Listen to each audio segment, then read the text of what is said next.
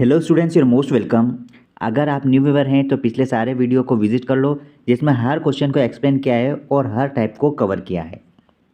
Analogy का ये question देखिए, जिस प्रकार 35 का संबंध 15 से है, उसी प्रकार हमको 84 का संबंध क्वेश्चन मार्क की वैल्यू यहाँ पर फाइंड करना है। हमें यहाँ पर लॉजिक लगाना है कि 35 से 15 किस प्रकार बना है, उसी प्रकार 84 से यहाँ पर आंसर फाइंड करना है। हमें यहाँ पर देखिए, हमें यहाँ पर करना क्या है, इस 35 का किस प्रकार से रिलेशन बना होगा कि 15 प्राप्त हो गया हमें। हम ये देखेंगे कि यहाँ पर 5 सतह 35 हुआ है, यहाँ पर क्या होगा 5 दिया 15 होगा, मतलब कि यहाँ पर 5 तो कॉमन है। अब यहाँ पे 3 से 7 का हुआ है, इस प्रकार यहाँ पर कुछ बनता है क्या, 84 से क्या बन सकता है वो देखो। ये कैसा बनेगा, 5 से तो बनेगा नहीं, क्योंकि 5 तो दोनों तरफ कॉमन है, तो ऐसा कोई वैल्यू तो है नहीं जो 5 से मल्टीप्लाई पर बनेगा। तो यहाँ क्या बन सकता है, 12 सतह 84, मतलब कि देखो यहाँ पर ये तो आ रहा है 7, ठीक है, ये 7 यहाँ भी है और यहाँ भी है। अब क्या उठाना है, यहाँ पर देखो, जैसे कि यहाँ पर 12 है तो यहाँ पर 7 तो होना ही है कंपलसरी। 7 के बाद किसका गुणा करना चाहिए, देखो यहाँ कितना कम हुआ, 3 से हुआ 7, मतलब कि 4 कम हुआ, तो 12 से आप यहाँ पर 4 कम करो तो कितना बनेगा यहाँ पे 8। तो ये क्या आंसर आ रहा है, 8 सतह 56। ये बिल्कुल भी नहीं आ रहा है, मतलब ये लॉजिक हमारा गलत है। हमें क्या करना है, यहाँ पर हमें कुछ इस प्रकार से करना होगा कि यहाँ पर जो 35 बना है, यहाँ पर ये 35 से 15 बना होगा तो किस प्रकार बना होगा, देखो यहाँ पर बना है इस प्रकार से, यहाँ पर 3 और 5 का मल्टीप्लाई हुआ है, तब जाके यहाँ पर 15 बना दिया है, राइट। उसी प्रकार हमें क्या करना है, यहाँ पर 84 का यहाँ पर वैल्यू लाना है। हम क्या करेंगे, यहाँ पर हम करेंगे 8 गुणा 4, कितना हो रहा है ये 8 चौक 32, मतलब कि ऑप्शन नंबर बी हमारा सही उत्तर होगा। Option B is right. परसों मेरा जन्मदिन है, अगले सप्ताह उसी दिन एक त्यौहार है। यदि आज रविवार है तो बताइए त्यौहार के ठीक एक दिन बाद कौन सा दिन होगा। देखो ये एक तार्किक क्वेश्चन है, मतलब कि यहाँ पर आपको तर्क लगाना है और किस प्रकार से आप अपनी बुद्धि का इस्तेमाल करके ये दिन निकाल सकते हैं। हम इसे धीरे धीरे सोल्व करने की कोशिश करेंगे कि यहाँ पर होगा क्या एक्चुअली। हमें यहाँ पर क्या करना है, यहाँ पर पहले जन्मदिन फाइंड करो। कैसे, परसों मेरा जन्मदिन है और आज क्या है, आज रविवार है। तो यदि आज क्या है, आज है रविवार, आज है रविवार, ठीक है, आज रविवार है, तो इसके बाद आने वाले समय को कल कहेंगे, एक दिन बाद कल, और कल के बाद जो भी आएगा वो परसों। परसों, तो परसों देखो परसों कौन सा दिन होगा, यहाँ पर रविवार के बाद सोमवार होगा, कल सोमवार, फिर परसों क्या होगा, मंगलवार होगा, मंगलवार, ठीक है, मतलब परसों तक तो हम पहुँच गए। अब क्या बोल रहा है, परसों मेरा जन्मदिन है, मतलब कि यहाँ पर क्या है, ये वाला दिन ये जन्मदिन है, बर्थडे है, ठीक है। अब उस लाइन को फिर से पढ़ो, यहाँ क्या लिखा है, परसों मेरा जन्मदिन है, अगले सप्ताह उसी दिन एक त्यौहार है, मतलब कब की बात, परसों की बात। याद रखो, जब एक सप्ताह कंप्लीट होता है तो एक सप्ताह में 7 दिन होते हैं, 7 दिनों के बाद वही दिन रिपीट होते हैं, क्योंकि 7 दिन के बाद अगर रविवार से स्टार्ट करते हैं तो 7 दिन बाद फिर से रविवार आएगा, ये एग्जाम्पल है। लेकिन ये बात कही है परसों की, परसों के दिन यदि मंगलवार है तो अगले सप्ताह उसी दिन, मतलब हम 7 दिन जोड़ेंगे तो वही दिन आ जाएगा, कौन सा, मंगलवार आएगा। क्या बोला है, मंगलवार उसी दिन एक त्यौहार है, त्यौहार के ठीक बाद कौन सा दिन होगा, जो त्यौहार मंगलवार है तो मंगलवार के ठीक एक दिन बाद क्या होगा, बुधवार होगा, बुधवार। इस प्रकार से हम इसको लॉजिक लगा के सॉल्व कर सकते हैं। ऑप्शन सी हमारा सही उत्तर होगा। यदि 4 जनवरी 2008 शुक्रवार था तो बताइए 4 जनवरी 2009 सप्ताह का कौन सा दिन होगा। देखो ऐसे क्वेश्चन को बिना पेन उठाए कर सकते हैं। आप ये हमेशा ध्यान रखना कि नॉर्मल ईयर में ठीक एक साल बाद एक दिन बढ़ेगा और लीप ईयर में ठीक एक साल के बाद 2 दिन बढ़ेंगे। 2 दिन क्यों, क्योंकि वहाँ पर जो फरवरी है वो 28 फरवरी के बाद 1 फरवरी, मतलब कि 29 फरवरी और बढ़ जाता है, एक दिन शेष और बढ़ जाता है, इसलिए यहाँ 2 दिन बढ़ते हैं। अब देखो यहाँ पर नॉर्मल ईयर उसको बोला जाता है जिसमें 4 का भाग नहीं जाता है, ठीक है, और लीप ईयर उसे बोला जाता है जिसके ईयर में 4 का भाग चले जाता है, ठीक है। अब यहाँ कैसे पता चलेगा? आप यहाँ 2008 में देखो 4 का भाग जा रहा है, बिल्कुल जा रहा है, मतलब ये लीप ईयर है। तो लीप ईयर में ठीक 1 साल के बाद 2 दिन बढ़ जाते हैं, मतलब 4 जनवरी 2008 को शुक्रवार है, तो यहाँ पर 4 जनवरी 2009 को यहाँ 2 दिन बढ़ा दो आप। तो 2 दिन बढ़ाने के बाद आपके पास यहाँ पर क्या उत्तर आता है? देखो, शुक्रवार में 2 दिन बढ़ाओगे तो एक होगा शनिवार और दूसरा होगा रविवार। तो आपका उत्तर क्या आएगा यहाँ पर? रविवार आएगा। 4 जनवरी 2009 को सप्ताह का रविवार दिन होगा। अब ये बात ध्यान रखना है कि यहाँ पर जनवरी बोला है। जनवरी 2008 में जनवरी के बाद फरवरी आता है, वहाँ पर फरवरी का एक दिन काउंट हो रहा है, इसलिए 2 दिन बढ़ा है। यदि फरवरी माह नहीं आता और मार्च से बोल देता तो यहाँ फिर से हम एक ही दिन जोड़ते, क्योंकि फरवरी तो इंक्लूड है ही नहीं। समझ गए ना? इस प्रकार से ये कॉन्सेप्ट चलता है। नॉर्मल ईयर में 1 दिन जोड़ा जाता है और लीप ईयर में 2 दिन जोड़ा जाता है। त्रिभुज जो कि स्वस्थ लोगों को दर्शा रहा है, वर्ग बुजुर्ग लोग और वृत्त पुरुष का प्रतिनिधित्व करता है। तो स्वस्थ पुरुष जो कि बुजुर्ग नहीं है, उनकी संख्या हमें बताना है। इस क्वेश्चन को आप ध्यान से देखो और इनकी आकृति को आप ध्यान से पहचानो। यहाँ क्या बोला जा रहा है? यहाँ पर ये जो आकृति है, कौन सी? ये जो त्रिभुज की आकृति है, ये त्रिभुज की आकृति क्या दर्शा रही है? ये दर्शा रही है स्वस्थ लोग। आप यहाँ लिख दो स्वस्थ लोग। और दूसरा क्या बोला गया है? बुजुर्ग लोग, जो कि वर्ग है। ये जो वर्ग है, ये किस प्रकार के लोग हैं? ये बुजुर्ग लोग हैं। तो आप यहाँ पर लिख दो कि ये जो गोला, ये जो स्क्वायर है, वर्ग है, ये बुजुर्ग लोग हैं, बुजुर्ग लोग। फिर क्या बोला गया है यहाँ पर? यहाँ बोला गया है कि ये जो वृत्त है, मतलब कौन सा सर्कल? ये वाला। ये जो सर्कल है, ये सर्कल पुरुष का प्रतिनिधित्व करता है। पुरुष, ये है पुरुष का प्रतिनिधित्व करता है ये सर्कल, पुरुष। अब हमें यहाँ क्या बताना है? हमें यहाँ पर ऐसी चीज़ बताना है जो कि स्वस्थ हो पुरुष, लेकिन बुजुर्ग नहीं हो। मतलब स्वस्थ लोग हो, मतलब कि स्वस्थ किसमें? इस घेरे में होना चाहिए। जो भी अंक है वो इस घेरे में होना चाहिए। स्वस्थ पुरुष होना चाहिए लेकिन बुजुर्ग नहीं होना। तो पुरुष का गोला कौन सा है? पुरुष का एरिया ये वाला है, ये गोला पुरुष का एरिया है। मतलब कि वो इसमें भी आना चाहिए, वो इसमें भी आना चाहिए और उस घेरे में भी आना चाहिए। ठीक है, मतलब इतने एरिया में आना चाहिए जो कि पुरुष के दायरे में भी हो, पुरुष के दायरे में भी हो। लेकिन आपको ये ध्यान रखना है कि यहाँ पर इस आयत में वो संख्या नहीं होना, इस आयत में। तो इस आयत में जो भी संख्या है उसको आप डिलीट करो, क्योंकि यहाँ पर बुजुर्ग तो होना ही नहीं है। मतलब इसमें जो भी संख्या है इसको आप नहीं देखोगे, इस आयत में जो भी संख्या है उसको आप नहीं देखेंगे। मतलब आप ये बोल सकते हैं कि इसके अलावा अगर कोई संख्या है तो वो संख्या सिर्फ और सिर्फ 2 है। मतलब आपका जो भी उत्तर होगा वो 2 होगा। क्यों होगा? क्योंकि ये 2 त्रिभुज में आ रहा है, क्योंकि वो स्वस्थ भी है और अपने वृत्त में भी आ रहा है, मतलब कि वो क्या है? पुरुष भी है। तो आपका सही उत्तर क्या होगा? 2। एक और नया टाइप देखिए, जैसे ये लिखा है DLMZB और के 6 दोस्त है। भार मापक पर प्रत्येक का भार अलग अलग है। M केवल 2 मित्रों से भारी है और B केवल D से हल्का है। मतलब केवल D से हल्का है, मतलब कि D के अलावा सभी से भारी है। लेकिन K से निकटतम भारी है, मतलब K से थोड़ा सा भारी है। Z M से हल्का है लेकिन सबसे हल्का नहीं है। K कितने मित्रों से भारी है, ये आपको निकालना है।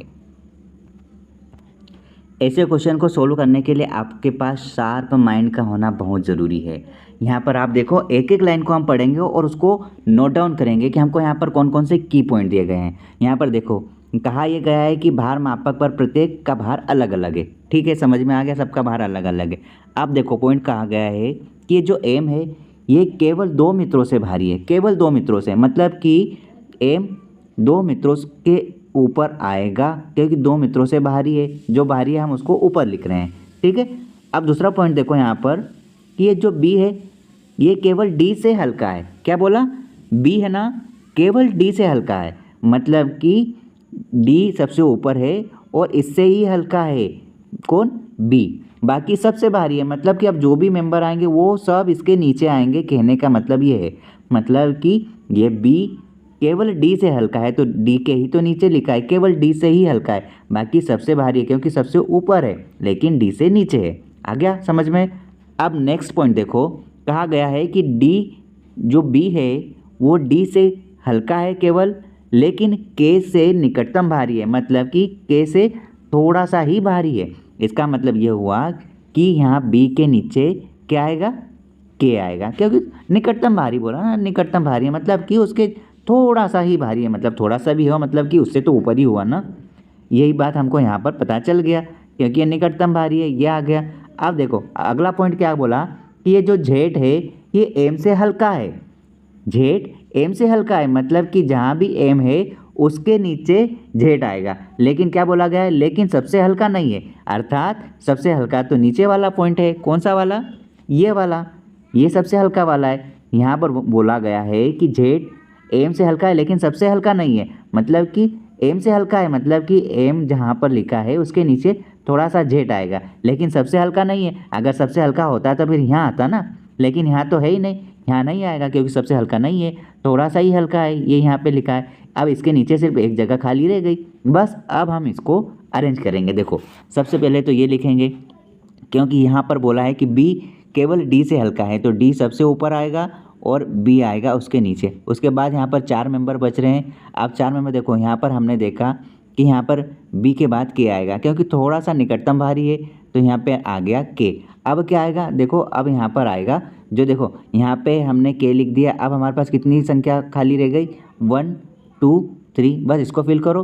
तो एम के नीचे जेड आएगा, एम के नीचे आप जेड ले आओ, और जेड के बाद ये सबसे हल्का तो है ही नहीं, ये बोला गया सबसे हल्का नहीं है, मतलब जो बच रहा है वो सबसे हल्का है। आप बताओ यहाँ पर क्या बच रहा है, देखो डी हो गया, बी हो गया, के हो गया, एम हो गया, जेड हो गया, मतलब यहाँ आएगा एल। बस ये सीरीज़ आपने सोल्व कर ली। अब बोला क्या गया है, के कितने मित्रों से भारी है, तो ये जो के मेंबर है कितने मित्रों से भारी है, 1 2 3, मतलब कि ये 3 से भारी है, 3 लोगों से भारी है। तो आप यहाँ पर आपका सही उत्तर लिखोगे यहाँ पर ऑप्शन नंबर ए, 3 लोगों से भारी है। ठीक है, आई होप आपको ये समझ में आ गया होगा। इस तरह से आपको बार बार प्रैक्टिस करना है और आपको ऐसे क्वेश्चन को ज़्यादा से ज़्यादा सोल्व करना है। एक लड़की की तस्वीर की ओर इशारा करते हुए किसने कहा, रमेश ने कहा। रमेश ने किसका इशारा करते हुए कहा, लड़की की तस्वीर की ओर इशारा करते हुए कहा। क्या कहा कि ये जो है लड़की, इसकी माँ, मतलब उस लड़की की माँ, उस लड़की की माँ का भाई मेरी माँ के पिता का इकलौता पुत्र है। बताइए कि लड़की की माँ का रमेश से क्या संबंध है। देखो इस क्वेश्चन को हमेशा अपने ऊपर स्वयं पर अप्लाई करके यूज़ किया जाता है, लेकिन इसको सॉल्व कैसे करें, पेन कैसे चलाए, उसको आप देखो ध्यान से समझो। यहाँ पर कहा है लड़की की तरफ इशारा करते हुए रमेश ने कहा। ठीक है, तो आप पहले लड़की बना, आप लिखो यहाँ पर लड़की का एल लिख दो। आपने ये लड़की लिखा। ठीक है, क्या कहा, उसकी माँ, रमेश ने कहा, क्या कहा कि उसकी माँ। अब इनकी माँ बना दो, इनका आपने मदर बनाया, ये है माता जी। आप माइनस लिखो, माता जी इसलिए माइनस लिखेंगे, और अगर मेल होगा तो प्लस लिखेंगे। ये लड़की है, आप माइनस लिखो। क्या कहा कि इनकी माँ का भाई, अब इनकी माँ का भाई बनाओ, ये है इनका भाई, ये आप भाई बना दो, ब्रदर लिख दो आप यहाँ पर। ठीक है, ब्रदर लिखा, मतलब इस लड़की का ये क्या हो गया, ये हो गया मामा। ठीक, यहाँ तक तो हम पहुँच गए। ठीक है, इनकी माँ का भाई, अब ये जो मामा है, ठीक है, ये यहाँ तक तो बोला स्टेटमेंट। फिर रमेश क्या बोल रहा है कि मेरी माँ के पिता का इकलौता पुत्र है। तो पहले आप रमेश लिखो, आपने लिखा ये है रमेश। अब रमेश के क्या बोला है, रमेश के माता जी, ये रमेश की मदर बनाई, रमेश की माँ बनाई। ठीक है, मेरे माँ के पिता का इकलौता पुत्र है, मेरी माँ है, उनके पिता, इनके फादर बनाओ, इनके आपने फादर बनाया। ठीक है, एफ लिखा है, फादर बनाया। ठीक है, मतलब ये रमेश के क्या लगे हैं, ये रमेश के यहाँ पर नाना हुए, नाना। ठीक है, नाना हुए। तो क्या बोला, मेरी माँ के पिता का इकलौता पुत्र, मतलब कि मेरे नाना जी के पुत्र है। नाना जी के पुत्र हुए, तो नाना जी का आप अगर पुत्र बनाओगे, आपने नाना जी का पुत्र बनाया है यहाँ पे, ये इंसान, ये इंसान नाना जी का पुत्र हुआ ये। ठीक है, तो ये नाना जी का पुत्र हुआ और नाना जी की जो बेटी है वो तो इनकी खुद की मम्मी हुई। अर्थात ये बोल सकते हैं कि ये दोनों जो इंसान है ये जो है बहन हुई और ये भाई हुए, मतलब कि ये तो दोनों भाई बहन हो गए। ठीक है, भाई बहन हुए। तो हमें क्या बताना है, बताओ कि लड़की की माँ का रमेश से क्या संबंध है। लड़की की माँ का रमेश से क्या संबंध है। यहाँ पर देखो, यहाँ पर ये जो माँ है इनका भाई ये है और ये जो भाई है ये इनका भी भाई है। तो क्या बोला है, लड़की की माँ, ये है लड़की की माँ। इस लड़की की माँ का रमेश से क्या संबंध है। तो रमेश से क्या संबंध होगा, देखो ये माँ, ये भाई और ये माँ, ये तीनों भाई बहन है। तो इसका डायरेक्टली क्या संबंध होगा, इसका इन दोनों का था संबंध, ये बहन बहन है। तो ये क्या बोलेगा, अपनी मम्मी की बहन को मौसी बोलेगा। तो ये सीधे मौसी हो जाएगा, मौसी। आप मौसी बोलोगे। ठीक है, मतलब कि आपका option number 3 is correct answer, option 3। यदि जोड़ का अर्थ यहाँ पर भाग है, घटाव का अर्थ यहाँ पर जोड़ है, गुणा का अर्थ यहाँ पर घटाव है और भाग का अर्थ यहाँ पर गुणा है, तो हमें इस व्यंजक का मान बताना है जो इस प्रकार से लिखा है। मतलब यहाँ पर हमें इसके साइन पर इनकी वैल्यू पुट करना है जो दूसरे साइन है। हम इस वैल्यू को पहले यहाँ लिखेंगे, 18 भाग 6 माइनस 27 प्लस 3 गुणा 12। बस इसकी वैल्यू हमको बताना है कि क्या होगा। हमें यहाँ पर क्या करना है, हमें यहाँ पर इनके साइन को बदलना है। आप लिखोगे यहाँ पर 18। अब यहाँ पर भाग की जगह क्या कर सकते हैं, भाग की जगह आप देखो यहाँ पर भाग की जगह बोला है गुणा, आप लगाओगे गुणा और आपको यहाँ पर ये वैल्यू उतारना है। फिर कहा है माइनस, माइनस की जगह यहाँ पर क्या होगा, कहाँ गया हमारा माइनस, माइनस का अर्थ है जोड़, आप लगाओगे यहाँ पर जोड़ और लिखोगे यहाँ 27। और यहाँ फिर प्लस में, प्लस का अर्थ यहाँ पर भाग है, आप लगाओगे यहाँ पर भाग और आपको यहाँ लिखना है 3।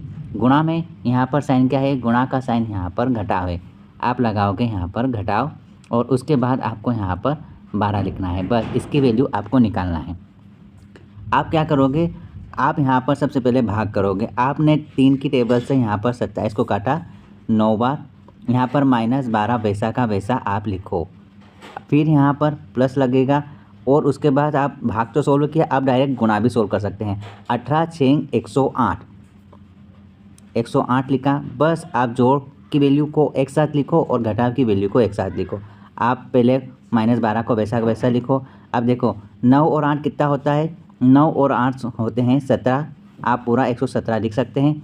आप 117 में से 12 घटाओगे तो आपके पास क्या बचेगा, यहाँ पर 105। मतलब आप बोल सकते हो कि आपका सही उत्तर क्या होगा, option number B 105 is correct answer. इस क्वेश्चन को समझो।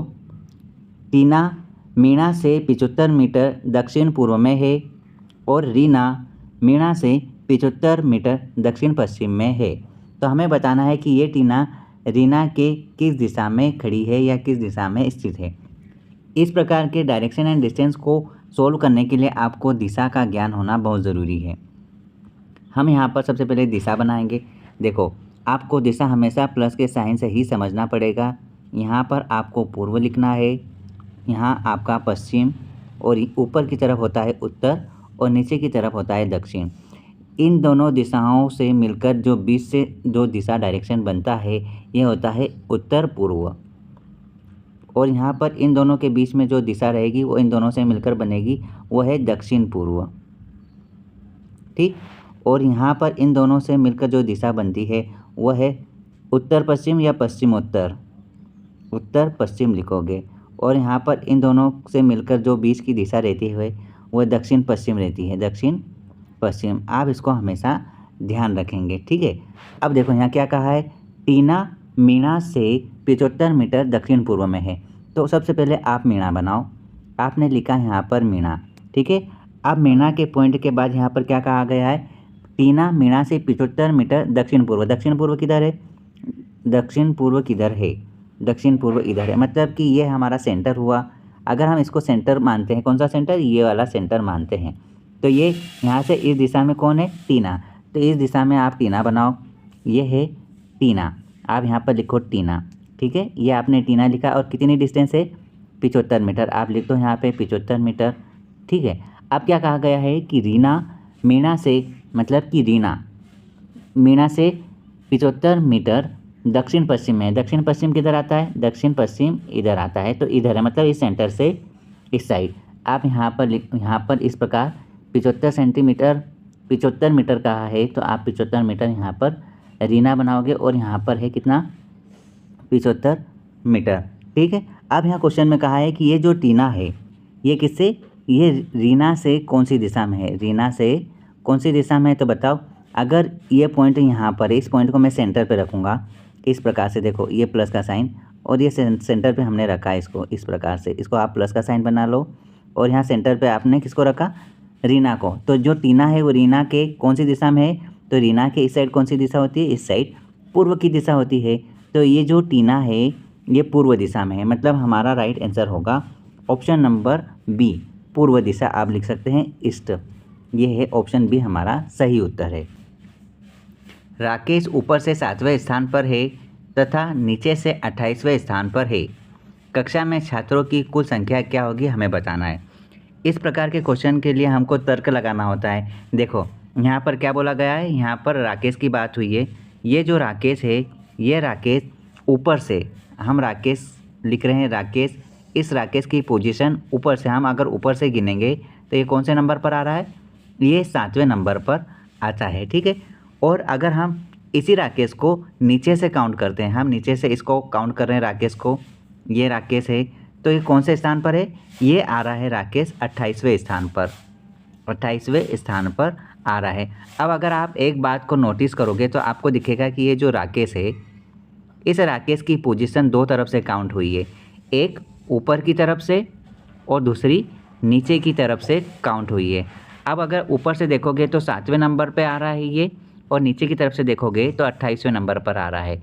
आप अगर इन दोनों को जोड़ोगे तो देखो यहाँ पर इसका जोड़ कितना आ रहा है? 7 और 8 कितना हो रहा है? 15 के 5, हासिल का आया 1। अब यहाँ पर 2 और 1 3 होते हैं। ठीक है, हमें क्या करना है, यहाँ पर इसको हटाओ, हमें यहाँ पर क्या करना है कि टोटल तो 35 आ गए, लेकिन इस बात को आप नोटिस करो कि इसी राकेश को ऊपर से अगर काउंट किया तो 7वें स्थान पर आ गया, और नीचे से काउंट किया तो 28वें नंबर पर आ गया। अर्थात राकेश की पोजीशन को 2 बार काउंट किया, ऊपर से भी इस नंबर को काउंट कर लिया इस सीट को, और नीचे से भी इस सीट को काउंट कर लिया, मतलब इस सीट को 2 बार काउंट कर लिया है। तो हम इसको एक ही बार काउंट करेंगे, क्योंकि राकेश तो एक ही इंसान है, चाहे आप ऊपर से गिन लो या तो नीचे से गिन लो। अगर आप ऊपर से भी गिन रहे हो और नीचे से भी गिन रहे हो, मतलब कि 2 राकेश हो गए, जबकि राकेश मेंबर तो एक ही है। तो आप इसमें 1 घटाओगे, जब आप इसमें से 1 घटाओगे तो इसका उत्तर आएगा, यहाँ आएगा 34, मतलब कि कुल संख्या इस पंक्ति में कितनी है? 34। ऑप्शन नंबर ए हमारा सही उत्तर होगा। पहला नाम है यहाँ पर महिला, डॉक्टर और चिकित्सक। यहाँ पर 3 नाम है, इन तीनों नामों को आप ध्यान से समझो और देखो कि इन चारों डायग्राम में कौन सा डायग्राम सही होना चाहिए इस स्टेटमेंट के अनुसार। यहाँ पर ये महिला है, ये महिला डॉक्टर भी हो सकते हैं, तो आप इस प्रकार से घेरा बना सकते हैं, और यहाँ पर डॉक्टर चिकित्सक भी हो सकते हैं, तो आप यहाँ पर तीनों घेरे इस प्रकार से बना सकते हैं। ज़रूरी नहीं कि ये एक ही इंसान होंगे, महिला डॉक्टर ही होंगे और डॉक्टर चिकित्सक ही होंगे, ये तीनों ही एक दूसरे से कोरिलेट करते हैं, मतलब ऑप्शन सेकेंड आपका सही आंसर होगा। अगर आपने पिछले वीडियो नहीं देखे तो प्लेलिस्ट में जाकर आप पिछले वीडियो भी देख सकते हैं। देखो ये पहला क्वेश्चन है, नीचे कुछ अंकों का एक मैट्रिक्स दिया गया है, ये वाला, ये अंक पंक्ति अनुसार अथवा स्तंभ के अनुसार एक खास नियम के अनुसरण को दर्शा रहा है। यहाँ पर हमको लुप्त अंक निकालना है। आप यहाँ पर लॉजिक लगाओ और देखो कि यहाँ पर क्वेश्चन मार्क की वैल्यू क्या आ सकती है। कई सारे लॉजिक लगाने के बाद मैं डायरेक्ट इस पर वो अप्रोच बता रहा हूँ जहाँ पर ये सॉल्व हो रहा है। देखिए हम यहाँ पर फाइनल अप्रोच देख रहे हैं कि एक्चुअल में इसका सही एक्सप्लेनेशन क्या होगा, क्या लॉजिक लग रहा है। यहाँ पर आप देखो, पहला और तीसरा ये 2 नंबर का मल्टीप्लाई करोगे तो आपके पास आएगा यहाँ पर 24, ठीक है। और यहाँ देखो आपको दूसरा और चौथा इसका मल्टीप्लाई करना है, तो आपके पास यहाँ पर वैल्यू क्या आएगी? 24। इसका मतलब ये है कि आप पहले और तीसरे का मल्टीप्लाई करो और दूसरे और चौथे का मल्टीप्लाई करो। पहला नंबर और तीसरा नंबर इनका मल्टीप्लाई दूसरा नंबर और चौथा नंबर इनके मल्टीप्लाई के बराबर है। ये अप्रोच है। कैसे? यहाँ देखो, ये 18 दिया, यहाँ पर देखो 54 हो रहा है। उसी प्रकार यहाँ पर देखो 27 दूना 54 यहाँ पर भी हो रहा है। उसी प्रकार यहाँ पर देखो पहले और तीसरे का मल्टीप्लाई करोगे आप यहाँ पर, ठीक है। आप क्या करोगे, 15 गुणित क्वेश्चन मार्क की वैल्यू जो कि हमारे यहाँ पर दूसरे और चौथे के बराबर होगा, मतलब कि 5 गुणा 9 कितना होता है? ये होता है 45। 9 पंजे 45। मतलब आप ये बताइए कि यहाँ पर क्या वैल्यू आएगी 45 बनाने के लिए? 15 तिया 45, तभी तो आप यहाँ पर 45 आंसर लाओगे। इस प्रकार से आपको 45 आंसर बनाने के लिए आपको यहाँ पर किससे मल्टीप्लाई करना पड़ेगा? 3 से मल्टीप्लाई करना पड़ेगा। इसका मतलब कि क्वेश्चन मार्क की वैल्यू यहाँ पर 3 है। आपका ऑप्शन बी सही उत्तर है। जिस प्रकार बॉटनी का संबंध पौधे से है, उसी प्रकार काल्कोलॉजी का संबंध किस प्रकार होगा आपको यहाँ पर समझना है और इसका आंसर देना है। देखिए यहाँ पर लॉजिक समझो कि बॉटनी के अंदर पौधों का अध्ययन होता है, उसी प्रकार हमको ये पता लगाना है कि काल्कोलॉजी का मतलब यहाँ पर किसका अध्ययन होगा। जिस प्रकार बॉटनी में हम पौधों का अध्ययन करते हैं, उसी प्रकार आप याद रखना कि काल्कोलॉजी में शंखों का अध्ययन किया जाता है, मतलब शंख का अध्ययन काल्कोलॉजी कहलाता है। मतलब ऑप्शन बी आपका सही उत्तर है। यदि 8 अप्रैल को सोमवार था तो उसी माह की 30 तारीख को कौन सा दिन होगा, ये हमें फाइंड करना है। देखिए यहाँ पर सबसे अच्छी बात यह है कि यहाँ पर उसी माह की बात हुई है। जब उसी माह की बात होती है तो आप यह हमेशा ध्यान रखना कि हमें यहाँ पर इन दोनों डेट का डिफरेंस लेना है। हम क्या करेंगे, 30 और 8 का डिफरेंस लेंगे तो हमारे पास क्या बचेगा यहाँ पर 22। बस आप इसमें ओड डेज निकाल दो। ओड डेज कैसे निकालते हैं? आपको यहाँ पर जो भी आ रहा है अंक उसमें 7 का भाग देना पड़ेगा। क्यों भाग देना है? क्योंकि हम सभी जानते हैं कि एक सप्ताह में 7 दिन होते हैं और प्रत्येक 7 दिन के बाद सप्ताह का वही दिन फिर से रिपीट होता है। इस प्रकार हम 7 से डिवाइड करते हैं। जैसे ही हम डिवाइड करेंगे तो आपको पता है कि ये 3 बार तो कंप्लीट जाएगा। क्यों? क्योंकि यहाँ पर 3 बार में 21 दिन पूरी तरह से कवर होते हैं। अब बचे कितने दिन? अब हमारे पास यहाँ पर बचते हैं यहाँ पर एक दिन शेष बच गया। बस शेष दिन का ही तो खेल है, कैलेंडर में शेष दिन का ही खेल होता है। जब यहाँ पर एक्स्ट्रा बच गया तो हम क्या करेंगे, यहाँ पर 8 तारीख के बाद जब 30 तारीख आती है, देखो 8 तारीख के बाद ही तो 30 तारीख आती है, तो यहाँ पर सोमवार के बाद ही तो हमें एक दिन जोड़ना पड़ेगा। अगर 8 तारीख के बाद की डेट पूछी जाए या फिर हमको क्वेश्चन में ऐसी डेट पूछी जाए जो उस तारीख के बाद आती है तो हम प्लस करते हैं। यदि हमको उस तारीख के पहले की डेट पूछी जाए तो हम माइनस करते हैं। यहाँ पर 8 तारीख के बाद की डेट मतलब कि बाद की डेट पूछी जा रही है तो एक आप प्लस करोगे, तो सोमवार के बाद एक प्लस करने पर हमारा आंसर क्या आएगा, हमारा उत्तर आएगा मंगलवार। मतलब कि हमारा क्या आंसर सही होगा? ऑप्शन नंबर सी हमारा सही उत्तर होगा। दिए गए आंकड़ों में से विषम संख्या ज्ञात कीजिए। हमें यहाँ पर 4 संख्याएं दी है जिसमें से 3 संख्याएं जो सेम होगी, एक संख्या अलग होगी। ये 27 यहाँ पर 3 की घात 3 बन रहा है। यहाँ पर देखो ये क्या बन रहा है, ये 6 की घात 3 आ रहा है। 6 36 6 216। और आप यहाँ 343 देखो कैसे बनेगा, यहाँ 7 7 49 49 7 343, 7 की घात 3 है। लेकिन अगर आप 724 को देखोगे तो यह ना तो किसी प्रकार से किसी का घन है और ना ही ये कोई स्क्वायर में कैलकुलेट होता है। आप बोल सकते हैं ऑप्शन ए आपका सही उत्तर है। देखिए ये एक तार्किक क्वेश्चन है। संजय का जन्म किस वर्ष हुआ था, ये हमें निकालना है। आपको 3 स्टेटमेंट दिए हैं, इन तीनों को पढ़ना है और देखना है कि यहाँ पर कौन सा सही है। यहाँ पर देखो संजय गोपाल से 6 साल बड़ा है। मतलब यहाँ पर आप लिखते चलो, ये जो संजय है ये गोपाल से, ये जो भी गोपाल है गोपाल से 6 साल बड़ा है। मतलब इसकी एज अगर x है तो ये कितना होगा, ये होगा यहाँ पे x + 6 साल बड़ा आ गया। ठीक है, फिर क्या बोला है, गोपाल के भाई का जन्म 1982 में हुआ। अब जो गोपाल है ये गोपाल, इस गोपाल का जो ब्रदर है, आप लिखो ब्रदर का जन्म 1982 में हुआ है। 1982 में हुआ है गोपाल के भाई का जन्म। ठीक है, अब क्या बोला है, संजय का भाई गोपाल के भाई से 2 वर्ष छोटा है। अब ये जो मेंबर है संजय, इस संजय का जो भाई है इसका ब्रदर बनाओ। ये ब्रदर क्या बोला है, गोपाल के भाई से 2 साल छोटा है। अब ये गोपाल का भाई कितना है, 1982 का, इससे 2 साल छोटा है। मतलब कि 2 साल छोटा मतलब कि 1984 का। ये है 1984 का, क्योंकि 2 साल छोटा आ गया। ठीक है, ये तो पता चल गया। अब क्या बोला है, संजय का भाई गोपाल के भाई से 2 साल छोटा है, जो कि गोपाल से 8 वर्ष छोटा है, जो कि गोपाल से 8 वर्ष छोटा है। अगली लाइन को गौर से पढ़ो। यहाँ फिर से मैं पढ़ रहा हूँ, जो गोपाल से 8 साल छोटा है, किसकी बात हो रही है, संजय का भाई, संजय के भाई की बात हो रही है कि ये जो व्यक्ति है, ये व्यक्ति गोपाल से 8 साल छोटा है। किससे, इससे 8 साल छोटा है। जबकि इससे यदि 8 साल छोटा है, इसका मतलब ये हुआ उसके भाई से वह 6 साल बड़ा है। क्यों, क्योंकि ये है ना 2 साल इससे भी तो छोटा है ना, 2 साल छोटा है, 2 ईयर कम है ना। जब 2 साल ये कम है, इसका मतलब ये है कि इससे तो 6 साल बड़ा हुआ ना, क्योंकि 2 साल ये यहाँ पर इससे बड़ा है यहाँ पर इसका ब्रदर। ठीक है, तो यहाँ पर 6 साल इससे बड़ा है। आपको ये वाली वैल्यू पता चल गई। तो आप क्या बोल सकते हैं, 82 में 2 साल और जोड़ेंगे तो यहाँ पर कितना हो रहा है, 1980। 4 साल और जोड़ा, टोटल 6 साल जोड़ना है अपने को, तो यहाँ पर कितना हो रहा है, 1976। मतलब कि ये व्यक्ति कितना है, ये है 1976 का। ठीक है, 1976 का है। तो क्वेश्चन में क्या पूछा कि संजय का जन्म किस वर्ष हुआ, 1976 का है। तो 1976 में 6 साल यहाँ पर क्या बोला और भी बड़ा है, कौन, संजय, गोपाल से। तो यहाँ पर 1976 में 6 साल और जोड़ेंगे तो ये हो जाएगा 1970। ठीक है, ये आ गया 1970। यदि आपको ये समझ में नहीं आया तो आप इस क्वेश्चन को थोड़ा सा फिर से रिपीट करना। यहाँ पर 1970 आ गया संजय का जन्म, लेकिन आप क्वेश्चन में क्या पूछा है कि इस क्वेश्चन को सोल्व करने के लिए आपको कितने स्टेटमेंट की आवश्यकता हुई। तो हमें यहाँ पर पहले स्टेटमेंट की भी आवश्यकता थी, दूसरे स्टेटमेंट की भी आवश्यकता थी और तीसरे स्टेटमेंट की भी आवश्यकता थी। मतलब कि यहाँ पर 1, 2, 3 तीनों स्टेटमेंट की आवश्यकता रही है। ऑप्शन नंबर डी हमारा सही उत्तर है।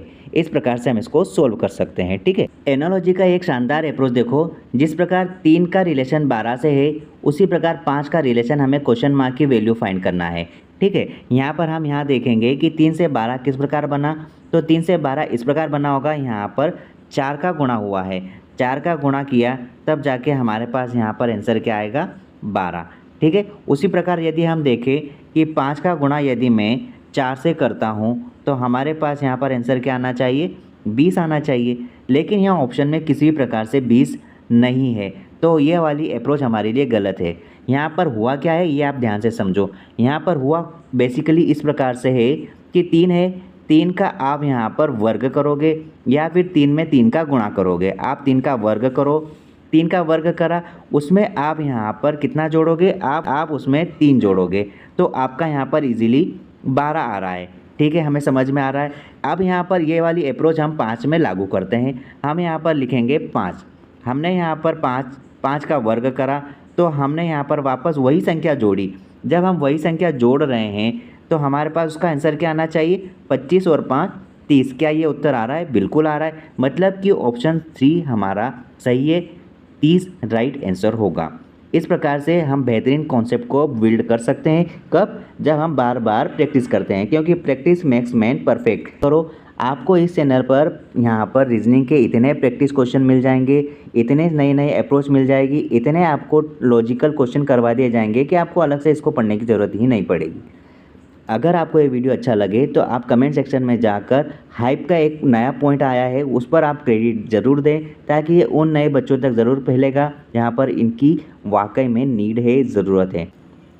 निम्नलिखित आकृति में कौन सा क्षेत्र उन छात्रों को दर्शाता है जो भौतिकी और गणित दोनों पढ़ते हैं लेकिन जीव विज्ञान नहीं पढ़ते हैं। हमको यहाँ पर ये छोटा सा डायग्राम दिया है, जिसमें यहाँ पर ये वाला घेरा देखो, इस घेरे को फिजिक्स कहा है। ये जो घेरा है ये मैथमेटिक्स का है और ये जो घेरा है ये बॉटनी सब्जेक्ट वाले बच्चों का है। हमें यहाँ पर क्या कहा गया है, इसको गौर करना। यहाँ हमको ऐसे छात्रों को दर्शाना है, ऐसे छात्रों को देखना है जहाँ पर यहाँ भौतिक और गणित दोनों पढ़ रहे हैं। ठीक है, मतलब कौन कौन से, एक तो फिजिक्स और दूसरा मैथमेटिक्स दोनों पढ़ रहे हैं। लेकिन क्या बोला गया है, यहाँ पर बोला है कि जीव विज्ञान नहीं पढ़ते हो, हमको ऐसे बच्चे छांटना है। मतलब ये जो दिख रहा है जीव विज्ञान, मतलब ये वाले घेरे में वो स्टूडेंट नहीं होना चाहिए। इस घेरे में जो भी स्टूडेंट है आप उसको नहीं देखेंगे। हमको सिर्फ और सिर्फ कहा गया है कि फिजिक्स वाले और मैथमेटिक्स वाले बच्चे दोनों पढ़ते हैं उन छात्रों को दर्शाना है। यहाँ पर दोनों कौन पढ़ रहे हैं? यहाँ पर दोनों सिर्फ एक ही स्टूडेंट पढ़ रहा है और वो है बी, क्योंकि ये फिजिक्स में भी है और इधर मैथमेटिक्स के घेरे में भी है। ठीक है, हमारा ऑप्शन रहेगा बी। यहाँ पर आप ऑप्शन ए मत करना, उसका रीज़न ये है कि ये ऑप्शन सिर्फ और सिर्फ ए फिजिक्स ही पढ़ रहा है और ये वाला जो ऑप्शन है ई ये सिर्फ और सिर्फ मैथमेटिक्स ही पढ़ रहा है। यहाँ पर बोला गया है दोनों सब्जेक्ट पढ़ने वाला बच्चा, मतलब कि बी यहाँ दोनों सब्जेक्ट पढ़ रहा है। निम्नलिखित संख्या श्रृंखला में कितनी सम संख्याएं हैं जिनमें से प्रत्येक के ठीक पहले एक विषम संख्या है लेकिन ठीक बाद एक सम संख्या नहीं है? इस चीज़ को हमको बड़े गौर से समझना है कि यहाँ पर बोला किस प्रकार गया है। आप ध्यान देना, हमको यहाँ पर बोला गया है कितनी सम संख्या, मतलब हमें यहाँ पर सम संख्या की बात करना है। आप यहाँ पर एक छोटा सा शॉर्टकट लिखो, आपने लिखा सम संख्या। अब सम संख्या हमें बताना है जिसके ठीक पहले एक विषम संख्या है, मतलब इससे पहले एक विषम संख्या होना चाहिए, ठीक है, और इसके ठीक बाद एक सम संख्या नहीं होना, मतलब कि नहीं होना अर्थात फिर विषम संख्या होना चाहिए। तो ये पैटर्न रहेगा, पहले विषम फिर सम फिर विषम। ठीक है, तो आप पहले सम संख्या देखो, उसके आजू बाजू में दोनों साइड विषम संख्या बैठी है क्या? तो हमको यहाँ पर नज़र आ रहा, हम यहाँ से आगे चलेंगे तो हमें यहाँ पर क्या क्या दिखाई देगा। हम यहाँ से आगे चले तो यहाँ पर नहीं है, यहाँ पर हमें यहाँ दिख रहा है 3 4 5। देखो क्या है 3 4 5, आप लिखो 3 4 5। आपको नज़र आ रहा होगा 4 बीच में सम संख्या है और दोनों ही विषम संख्या है, ये भी और ये भी। अब आगे देखो यहाँ पर क्या आपको दिख रहा है, आगे चलेंगे हम यहाँ से तो हमें क्या नज़र आ रहा है, यहाँ पे आ रहा है सीधे ही हमको यहाँ पर 5 8 9 नज़र आ रहा है। तो आप यहाँ पर लिखो 5 8 9। बस हमें यहाँ पर ये भी समझ में आ रहा है बीच में सम संख्या है और दोनों तरफ विषम संख्या है।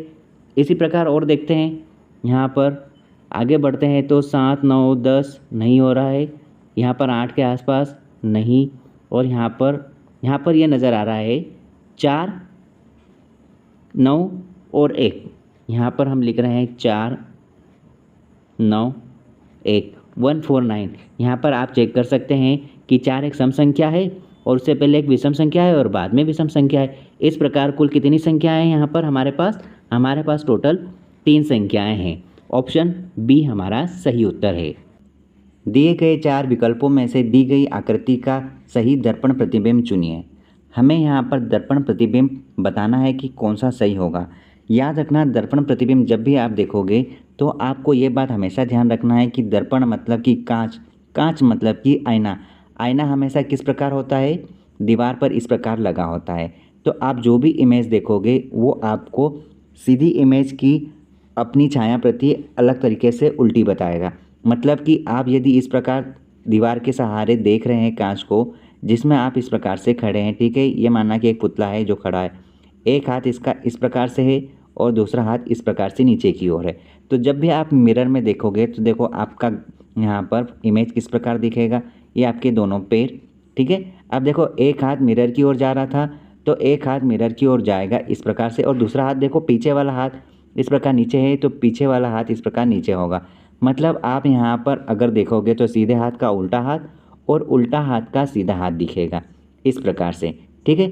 अब देखो इस डायग्राम के अनुसार हम यहाँ पर समझेंगे कि ये जो आकृति है ये इस प्रकार बनी हुई है,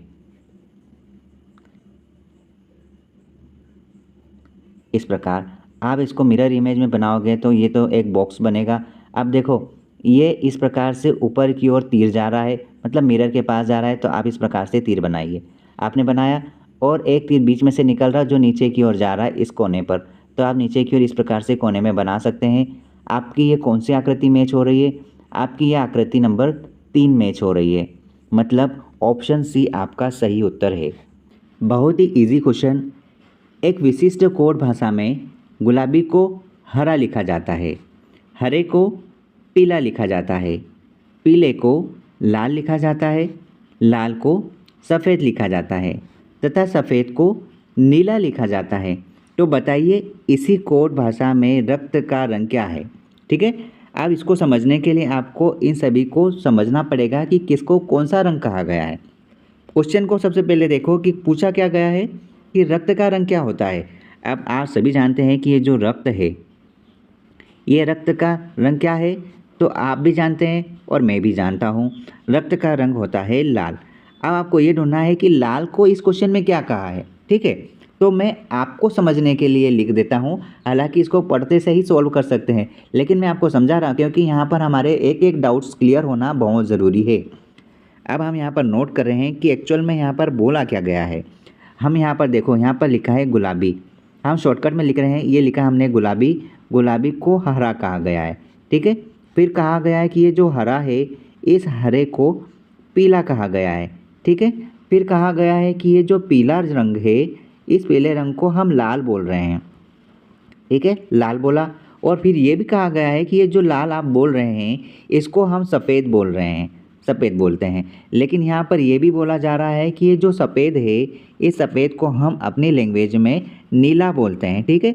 ये बोला जा रहा है इनके माध्यम से, लेकिन हमें ये पता है कि हमारा जो ब्लड है वो रहता है लाल, ठीक है। अब यहाँ पर लाल को क्या बोला गया है, हमारा ये जो लाल है, और इनके हिसाब से ये लाल को क्या बोलते हैं पता है, ये लाल को सफ़ेद बोलते हैं, सफ़ेद। इसका मतलब ये हुआ कि यहाँ पर सही उत्तर होगा हमारा सफ़ेद। ऑप्शन नंबर सी सही उत्तर है। यदि किसी महीने की 6 तारीख सोमवार से 3 दिन बाद है, तो उसी महीने की 22 तारीख को सप्ताह का कौन सा दिन है? देखो, इस पर लॉजिक लगाएंगे हम।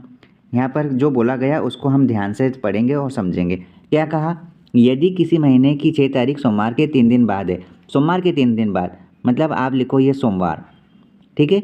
सोमवार से 3 दिन बाद कौन सा दिन होगा? देखो, एक होगा मंगलवार, फिर बुधवार, और 3 दिन बाद गुरुवार होगा। तो आप लिखो यहाँ पर गुरुवार होगा, ठीक है। 3 दिन बाद गुरुवार, ये तो आपने निकाल लिया।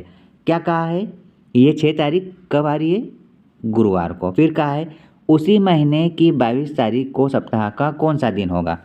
यदि गुरुवार को 6 तारीख है, तो 22 तारीख को कौन सा दिन होगा, ये आपको फाइंड करना है, ठीक है। हम क्या करेंगे ऐसे क्वेश्चन में? ऐसे क्वेश्चन में आपको करना कुछ भी नहीं है, आपको इन दोनों का डिफरेंस लेना है। 22 और 6 का डिफरेंस कितना होगा? तो आपके पास यहाँ आएगा, देखो 16, ठीक है। आपके पास 16 आया। अब याद रखना, हमें ऑड डेज निकालने के लिए 7 से भाग देना होता है। क्यों? उसका रीज़न ये है कि एक सप्ताह में 7 दिन होते हैं, 7 दिन के बाद फिर से वही दिन रिपीट होते हैं। तो 7 का भाग अगर हम देते हैं तो हमारे पास यहाँ पर क्या आएगा? हमारे पास यहाँ पर देखो 2 बार तो कंप्लीट चले जाता है, 7 दूनी 14, 2 बार कवर कर लिया। शेष कितना बच गया? जो रिमाइंडर बचता है हम उसी को काउंट करते हैं। 14 तक तो कंप्लीट 2 बार चले गया, बचा यहाँ पर कितना? यहाँ पर हमारे पास बचा 2। क्यों? क्योंकि ये शेषफल है, इसको आप शेष बोलो, ये है रिमाइंडर, ठीक है। अब इस शेष का क्या करेंगे? इस शेष को देखो 2 प्लस हो रहा है ना, बच रहा है ना, तो हम क्या करेंगे? यहाँ पर जो गुरुवार बोला है इसमें 2 ज़्यादा जोड़ देंगे। हमने यहाँ पर 2 प्लस किया, 2 प्लस किया तो क्या बनेगा? शुक्रवार 1 और शनिवार 2। मतलब कि यहाँ पर जो उत्तर आएगा वो है हमारा शनिवार। मतलब ऑप्शन डी हमारा सही उत्तर है। यहाँ पर 5 के पीछे कौन सा नंबर होगा? सबसे इजी क्वेश्चन है। देखो, जब किसी भी यहाँ पर पासे के डायग्राम में एक नंबर कॉमन होता है तब क्या उत्तर आएगा? यहाँ पर समझो, यहाँ पर लिखा है 3, यहाँ पर लिखा है 3। जब भी किसी भी डायग्राम में पासे में एक नंबर कॉमन होता है, जिसे यहाँ पर एक नंबर कॉमन है, तो उसको आप चुटकियों में सोल्व कर सकते हैं। कैसे?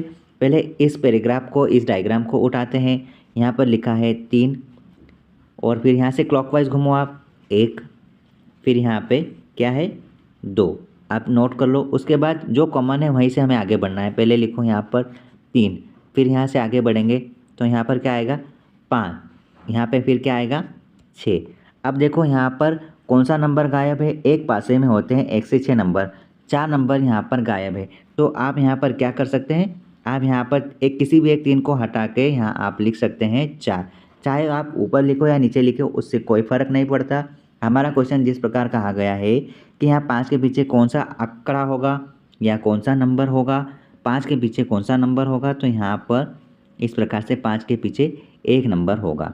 मतलब ऑप्शन ए आपका सही उत्तर है, ठीक है। इस प्रकार से यदि बोला जाए कि 2 के पीछे कौन सा नंबर होगा, 2 के पीछे 6 होगा या फिर 6 के पीछे 2 होगा, और यहाँ पर बोला जाए कि 4 के पीछे कौन सा नंबर होगा, तो 3 के पीछे 4 होगा या 4 के पीछे 3 होगा, ये आप बता सकते हैं, ठीक है। इस प्रकार सोल्व कर सकते हैं। यदि आपको पर्टिकुलर टॉपिक को पढ़ाई करना है तो आप कमेंट ज़रूर करें, मैं आपके लिए पर्टिकुलर टॉपिक की सीरीज़ भी अपलोड करूँगा, ठीक है। अगर आपको ये वीडियो अच्छे लग रहे हैं तो मेरा आपसे हम्बल रिक्वेस्ट है कि वीडियो के नीचे जो कमेंट बॉक्स है उसको आप थोड़ा सा स्वाइप करोगे तो आपको हाइप का ऑप्शन मिलेगा। आप प्लीज़ आप हाइप के ऑप्शन को क्लिक करके क्रेडिट प्रोवाइड करें। विच वन इज़ इनकरेक्ट, मतलब इनमें गलत कौन सा है ये आपको बताना है। इनकरेक्ट बोला है, इसको आप ध्यान रखना, ठीक है। इनकरेक्ट, हमें इनकरेक्ट के बारे में दर्शाना है। देखो यहाँ पर एक है 4, 9, 16, 25, 37, 49। यदि आपको देखते से ही समझ में आ रहा है कि ये पैटर्न क्या है, मतलब कि आपकी पढ़ाई टॉप लेवल पर चल रही है, बस आप प्रैक्टिस करते चलो। यदि आपको अभी भी समझ में नहीं आ रहा तो मैं इसको एक्सप्लेन कर रहा हूँ। 1, 4, 9, 16, 25, 25, 37, 49, ये इस प्रकार से नंबर लिखा हुआ है। यहाँ पर आप समझो कि यहाँ पर हो क्या रहा है। यहाँ पर अगर आप चेक करोगे तो देखो ध्यान से, यहाँ पर एक ही है, ये 2 का वर्ग मुझे नज़र आ रहा है, ये 3 का वर्ग है, ये 4 का वर्ग है और इसी प्रकार बढ़ते चले जा रहा है, ये 5 का वर्ग। लेकिन ये तो कोई वर्ग नहीं है तो आप 37 लिखो, लेकिन ये 7 का वर्ग है, 7 7 49 हो रहा है। लेकिन 1 का क्या है, 1 का भी तो वर्ग एक ही होता है ना। देखो 1 सही, 2 भी, 3, 4, 5, यहाँ तक सीरीज सही है, लेकिन 5 के बाद 6 होना चाहिए था, 6 का वर्ग आता तो ही 36 बनता, ये तो 37 है। और क्योंकि यहाँ पर तो 7 सही है ना, 49 हो रहा है। इस प्रकार से हम बोल सकते हैं कि यहाँ पर 37 गलत है क्योंकि यहाँ पर 36 होना था, ये इनकरेक्ट है। तो आप इसका आंसर बता सकते हैं, ऑप्शन बी यहाँ पर सही उत्तर है, जो कि 37 है, 36 होना चाहिए। एक निश्चित कोड भाषा में ये जो वर्ड लिखा है इसको 65 लिखा गया है। तो बताइए ये जो वर्ड लिखा है, अक्षर लिखे हैं, शब्द लिखे हैं, इसको किस प्रकार लिखा जाएगा, इसका वैल्यू क्या होगा। ऐसे क्वेश्चन को भी आप चुटकियों में हल कर सकते हैं क्योंकि यहाँ पर सिर्फ और सिर्फ नंबरिंग का खेल है। यहाँ पर देखो इस क्वेश्चन को किस प्रकार लिखा गया है। यहाँ पर ये लिखो, यहाँ पर अक्षर जो भी इसने लेटर लिखे हैं स्पेशल स्पेशल लिखा है यहाँ पर, और इसको बोल दिया है 65, ठीक। अब ये 65 कैसा होगा, सबसे पहले तो आप ये तर्क लगाओ कि यहाँ पर अल्फ़ाबेटिक नंबर क्या क्या होंगे। एस को क्या बोला जाता है, एस यहाँ पर 19 होता है, ठीक है। पी यहाँ पर 16, यहाँ पर ई 5, सी 3, आई यहाँ पर कितना होगा 9, यहाँ पर ए 1, एल 12। यदि आप इन सभी को काउंट करते हो, यदि आपने इन सभी को काउंट किया तो आपको पता चल जाएगा कि यहाँ पर 65 बन किस प्रकार से रहा है, ठीक है। यहाँ पर इसकी वैल्यू 65 है। उसी प्रकार हमको देखना है कि यहाँ पर जो लिखा है कनेक्ट, CONNECT, ठीक है, इनका नंबर क्या होगा अल्फ़ाबेटिक क्रम के अनुसार। आप देखो यहाँ पर है 3, यहाँ पर कितना होगा 15, 14, 14, 5, 3, 20, ठीक है। आप इसको जोड़ो और आप सोल्व करो कि इसका सही उत्तर क्या आएगा। मैं आपके आंसर का वेट कमेंट में करूँगा, ठीक है। ये आपको बताना है कि इसका रियल आंसर क्या आएगा, ठीक। यदि आपका आंसर आ जाता है तो कमेंट ज़रूर करें, क्यों, ताकि दूसरे बच्चे आपके क्वेश्चन से मैच कर सके और आपको रिस्पॉन्स कर सके। देखिए यदि एक निश्चित कूट भाषा में इस नंबर को इस तरह से तथा इस नंबर को इस तरह से लिखते हैं, तो आपको ये बताना है कि ये जो नंबर है इसको कूट भाषा में किस प्रकार लिखा जाएगा, ये आपको समझना है। ऐसे क्वेश्चन को सोल्व करने के लिए आपको ये तर्क लगाना है कि कौन से नंबर को कौन सा अल्फ़ाबेटिकल क्रम दिया गया है, नंबर माना गया है, ठीक है। हम यहाँ पर लिख रहे हैं, आप इसको समझे थोड़ा ध्यान से। ये 9, 5, 7, 8, 9, यहाँ पर क्या बोला गया है EGKPT, ये बोला गया है। उसके बाद यहाँ पर दूसरा नंबर देखो 2, 4, 3, 6, यहाँ पर ALUR, इस प्रकार से बोला गया है। और हमको यहाँ पर क्वेश्चन क्या दिया एग्जामिनर ने 2, 4, 5, 3, 9, इसका आंसर आप बताओ। तो हम सीधे सीधे बताएंगे कि यहाँ पर जो 2 वैल्यू है, 2 वैल्यू किसको बोला गया है, ए को। आप लिखो है, सभी में है ए, ठीक है। उसके बाद आप देखो लास्ट वाला पकड़ो कि लास्ट में क्या आ रहा है। लास्ट में 9 है तो 9 को क्या बोला गया है यहाँ पर टी, मतलब कि हम ये बोल सकते हैं कि हमारा ये आंसर नहीं होगा, 2 आंसर होंगे। अब देखो आप सेकंड पकड़ो, क्योंकि देखो यहाँ पर लास्ट से सेकंड पकड़ो, क्योंकि फर्स्ट से सेकंड तो एल सभी जगह कॉमन है। यहाँ पर है हमारे पास 3, 3 किसको कहा गया है? 3 यहाँ पर यू को कहा गया है। तो आप यहाँ पर 3 की जगह यू लिखोगे और देखो कि सेकंड लास्ट में यू कहाँ पर है। सेकंड लास्ट में यू ऑप्शन नंबर ए पर है, मतलब ऑप्शन नंबर ए हमारा सही उत्तर है। आपको कोई ज़रूरत नहीं है कि आप 5 का क्या देख रहे हैं, 4 का क्या देख रहे हैं, ये आप अपने आप को प्रूव मत करो। आपको यहाँ कोई ज़रूरत नहीं है कि यहाँ क्वेश्चन मार्क की जगह क्या वैल्यू है, ठीक है।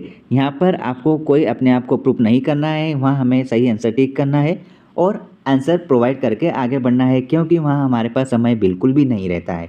सबसे इम्पोर्टेंट थिंग यही है कि आप टाइम मैनेजमेंट किस प्रकार करते हो। अगर आपने टाइम मैनेजमेंट सीख लिया, मतलब कि आप सबसे अच्छे गेम चेंजर हैं।